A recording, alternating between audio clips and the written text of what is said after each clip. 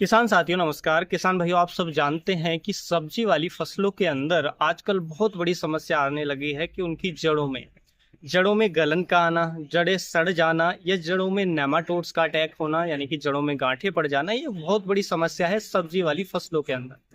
अब देखिए, किसी भी फसल की अगर जड़ें ही बेकार हो जाएंगी तो फसल हमारी पूरी बर्बाद हो जाती है, क्योंकि जो जड़ होती हैं किसी भी पौधे का, किसी भी फसल का बहुत इंपॉर्टेंट पार्ट होती हैं।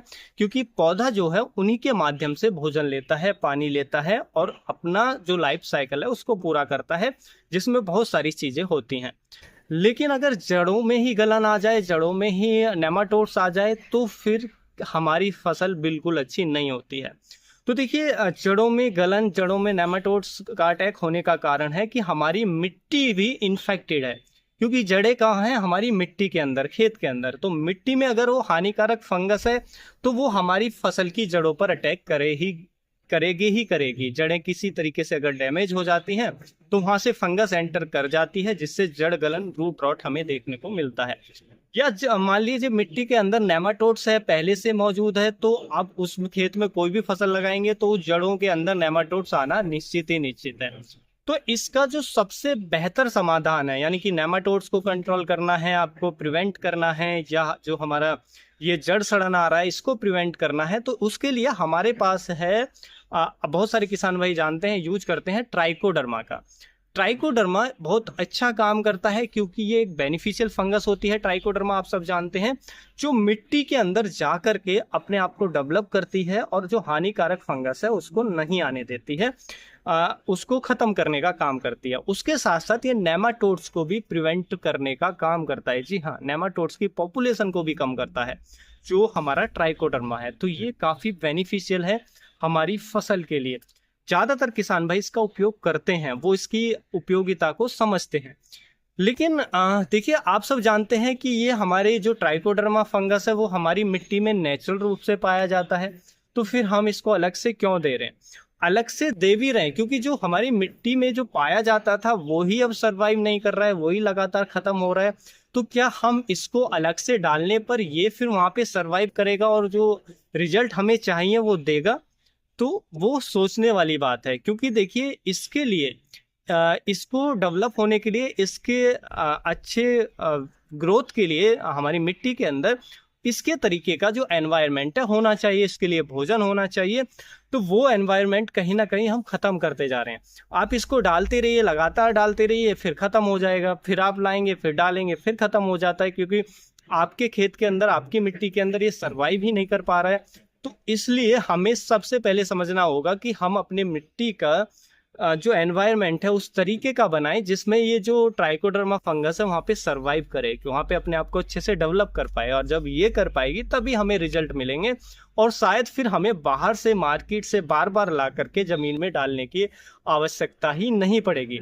और केवल इसी को नहीं, हम स्यूडोमोनास भी डालते हैं, तो शायद स्यूडोमोनास को डालने की जरूरत नहीं पड़ेगी, क्योंकि अगर वो अपने आप मिट्टी में डेवलप हो जाएगा, हम एक अच्छा एनवायरनमेंट तैयार करेंगे तो मिट्टी में स्यूडोमोनास भी डेवलप होगा, पीएसबी बैक्टीरिया भी डेवलप होंगे, जिंक सोल्युबलाइजिंग बैक्टीरिया भी डेवलप होंगे। यानी कि हर वो चीज़ जो मार्केट से ला करके आजकल हम डाल रहे हैं वो अपने आप मिट्टी में डेवलप हो जाएगा और अच्छी ग्रोथ हो जाएगी। तो मिट्टी हमारी फर्टाइल होगी और फिर हमारी फसलों में रोगों की समस्या, जो जड़ों में कई तरीके के रोग आते हैं, उनकी समस्या काफ़ी कम हो जाएगी, प्रिवेंट हो जाएगी, वो हमें देखने को ही नहीं मिलेंगे।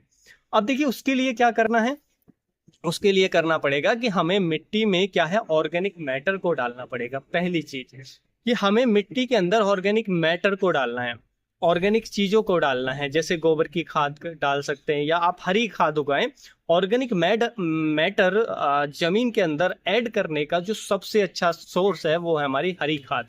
तो साल में एक बार ढैंचा की खाद, आप ढैंचा उगा सकते हैं, हरी खाद उगाएं, और जब भी वो फ्लोवरिंग स्टेज से पहले उसको कल्टीवेट कर दें, तो आपकी खेत के अंदर बहुत तेजी से आप देखेंगे, जब आप लगातार 2 साल, 3 साल, 4 साल, 5 साल जब आप लगातार करेंगे तो 2-3 साल बाद आपको रिजल्ट नजर आने लगेंगे कि आपका खेत भी धीरे धीरे बेहतर होने लगेगा, मिट्टी में ऑर्गेनिक मैटर बढ़ने लगेगा। और जब ऑर्गेनिक मैटर बढ़ने लगेगा तो ये ट्राइकोडर्मा फंगस, स्यूडोमोनास फंगस और भी कई तरीके की जो हमारी बेनिफिशियल फंगस हैं या हमारे पीएसबी बैक्टीरिया वगैरह जो भी हैं, नाइट्रोजन फिक्स करने वाले बैक्टीरिया अपने आप मिट्टी में डेवलप होते चले जाएंगे। जब ये मिट्टी में डेवलप होंगे तो फिर आपकी मार्केट पे डिपेंडेंसी कम हो जाएगी, आपका जो दवाइयों का खर्च होता है वो भी कम हो जाएगा, क्योंकि ये रोगों को पहले से प्रिवेंट करके रखेंगे, आपकी फसल में रोग नहीं आने देंगे। दूसरा, जो पीएसबी बैक्टीरिया या कई तरीके के जो बैक्टीरिया जमीन में डेवलप होंगे तो वो हमारी मिट्टी में पड़े पोषक तत्वों को उपलब्ध कराते रहेंगे, तो फसल भी मजबूत होगी, उत्पादन भी बेहतर होगा। तो उसके लिए जरूरी है कि हम ऑर्गेनिक मैटर को बढ़ाएं जमीन के अंदर, और उसका सबसे अच्छा, अगर आज की डेट में हम बात करें, सबसे अच्छा, सबसे बेस्ट और सबसे आसान तरीका वो हमारा ढैंचा की खाद है। तो हरी खाद, आप ढैंचा की खाद उगा सकते हैं, और भी कोई दलहनी फसल आप उगा करके उसको कल्टीवेट कर सकते हैं। तो ऐसा साल में एक बार जरूर करें। आपका खेत जब भी 1 महीने से 1.5 महीने के लिए 35 से 40 दिन के लिए अगर खाली है तो आप इसको उगा करके और कल्टीवेट करके और फिर नेक्स्ट फसल आप लगा सकते हैं। इससे आपको बहुत बेनिफिट मिलेंगे, आगे चलकर जो बहुत सारी समस्याएं आ रही हैं उनसे आप बच जाएंगे। तो ये बहुत जरूरी है। दूसरा, इन चीजों को अच्छे से जमीन में अपने आप ही डेवलप होती रहें। ये जो चीजें हैं, जो हमारा ट्राइकोडर्मा, सीडोमोनास, पीएसबी बैक्टीरिया, इनकी कॉलोनी अच्छे से विकसित होती रहे हमारी मिट्टी के अंदर, हमारी जमीन के अंदर। तो उसके लिए जरूरी है कि हम जो कल्टीवेशन करते हैं, यानी कि जुताई करते हैं, वो भी थोड़ा कम करें। आजकल क्या है कि हम बहुत ज्यादा जुताई करने लगे हैं, बहुत ज्यादा कल्टीवेशन करने लगे हैं। ज्यादा जुताई करने से ये जो इनकी जो कॉलोनी है वो लगातार डिस्टर्ब होती है, ये लगातार नष्ट होते हैं, जिसकी वजह से धीरे धीरे इनकी पॉपुलेशन घटती जाती है। तो एक बहुत बड़ा कारण है हमारा कल्टीवेशन, जुताई भी। जुताई करने से हमारी मिट्टी खराब हो रही है, हमारी मिट्टी बंजर हो रही है ज्यादा जुताई करने से। जुताई बहुत ज्यादा ना करें, किसानों को ये समझना होगा। जुताई करना है ठीक है, आप करिए, लेकिन जरूरत के हिसाब से जुताई करें, जरूरत से ज्यादा बिल्कुल भी जुताई ना करें। जितनी कम जुताई में काम चल रहा है उतनी कम जुताई आप कराएं अपने खेतों के अंदर, क्योंकि मैंने देखा है बहुत सारे किसान भाई लगातार उसमें कल्टीवेशन या कुछ ना कुछ चलाते रहते हैं कि उसमें एक पेड़ भी जो हमारा घास खरपतवार का ना उग जाए, तो उससे आपका खेत लगातार बेकार हो रहा है। जो हमारे माइक्रोब्स हैं, जो हमारे बेनिफिशियल माइक्रोब्स हैं, जो पौधे की ग्रोथ में सपोर्ट करते हैं, वो लगातार कम हो रहे हैं। और एक चीज और आपको ध्यान रखनी पड़ेगी, ये जो चीजें हैं जो मैं सब आपको बता रहा हूँ, जो हमारे माइक्रोब्स हैं, यही मिट्टी को उपजाऊ बनाते हैं। अगर ये माइक्रोब्स नहीं है मिट्टी के अंदर तो बहुत सारे न्यूट्रिशन आपके पौधे को नहीं मिल पाएंगे, वो मिट्टी में ऐसे ही पड़े रहेंगे, मिट्टी आपकी बंजर हो जाएगी। तो फिर आपको जो वाटर सॉल्युबल हैं वही लाकर डालने पड़ेंगे, और वो बहुत महंगे महंगे आते हैं। आजकल आप चिलेटेड फॉर्म का बहुत ज़्यादा उपयोग हमें करना पड़ रहा है कि हम चिलेटेड फर्टिलाइजर ला रहे हैं, जो चिलेटेड फॉर्म में होते हैं उनको ज़मीन में डालते हैं।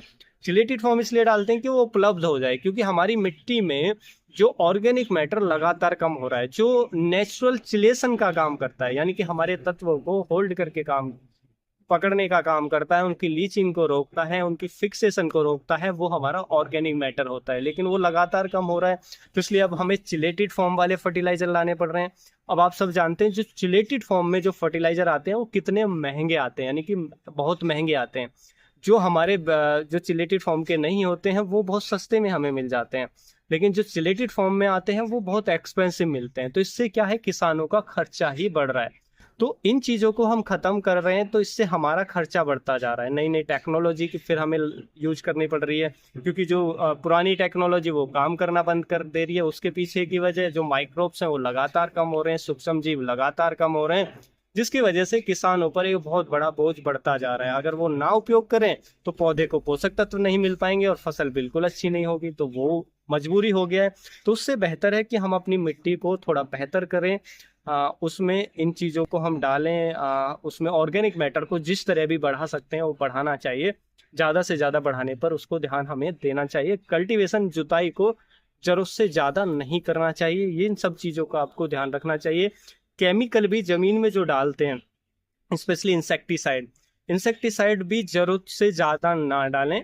थोड़ा या तो इंसेक्टिसाइड ऐसे लें जो मान लो उस कीट को ही टारगेट करते हैं। बहुत ज़्यादातर इंसेक्टिसाइड ऐसे हैं जो ब्रॉड स्पेक्ट्रम होते हैं, जो ज़मीन में डाले जाते हैं, जो सभी को नुकसान करते हैं।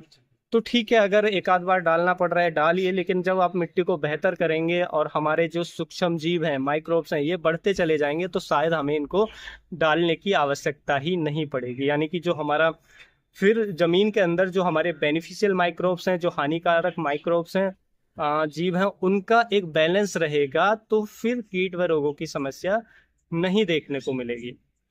अगर वो ज़्यादा हो जाएंगे, जो हानिकारक हमारे माइक्रोब्स हैं वो बढ़ जाएंगे, बेनिफिशियल माइक्रोब्स लगातार घटते रहेंगे, तो रोगों की समस्या, कीटों की समस्या इसी तरह हमारे खेतों में बढ़ती रहेगी।